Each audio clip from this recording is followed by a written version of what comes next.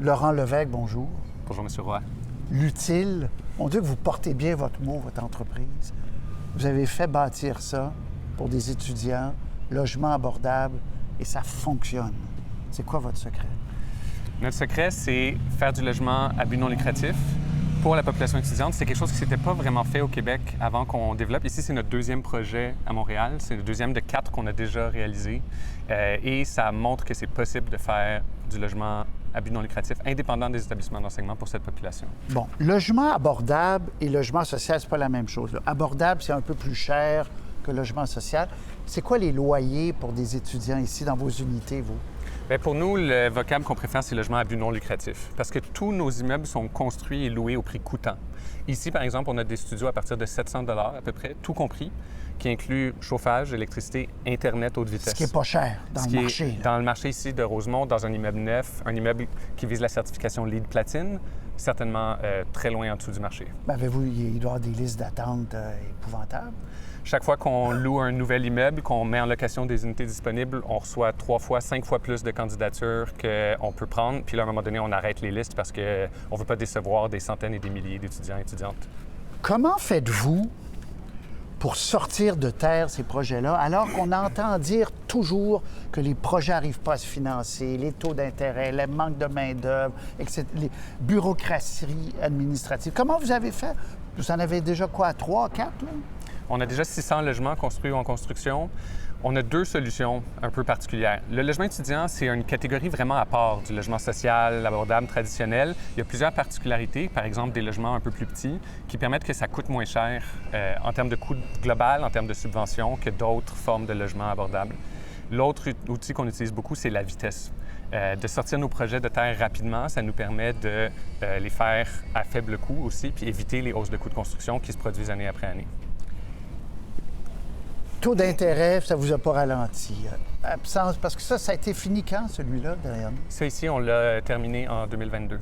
Donc, c'est là.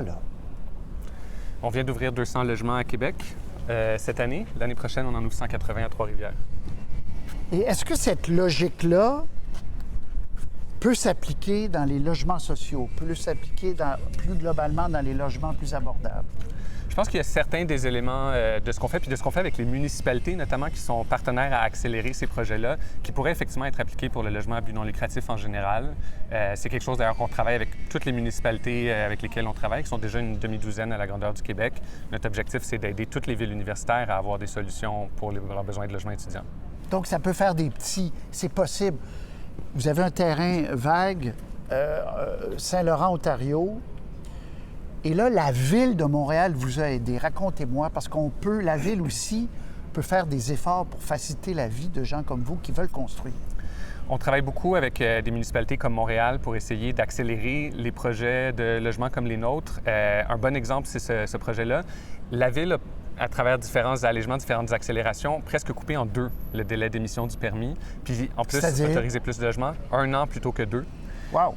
Et ça nous permet de faire plus de logements et comme on est à but non lucratif, de les faire moins chers. Wow. Tout est réinvesti parce que l'économie sociale, puis on se souvient des débuts de l'économie sociale, vous étiez peut-être même pas né. Nancy Nintam, à l'époque, moi j'ai couvert ça comme jeune journaliste, puis on disait où ça va aller. Voici un exemple où ça marche. Être sur la liste de Report on Business des entreprises avec la plus forte croissance, ça a été le cas dans le Globe and Mail, c'est exceptionnel, là.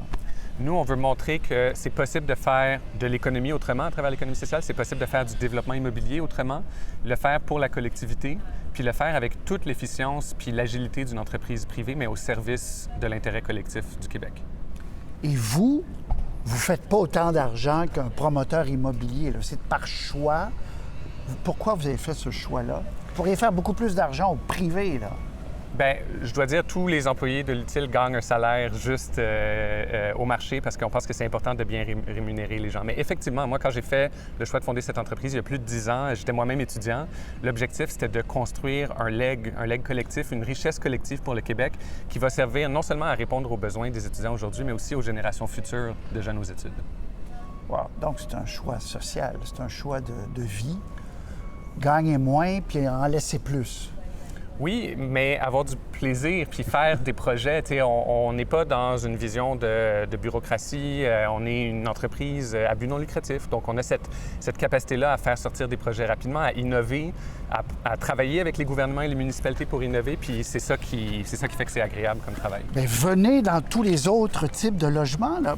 Est-ce que vous songez à élargir pour les jeunes familles dans des quartiers, faire pousser avec la même logique pour les étudiants, mais pour des jeunes familles, par exemple, pour des familles qui ont moins d'argent, etc.?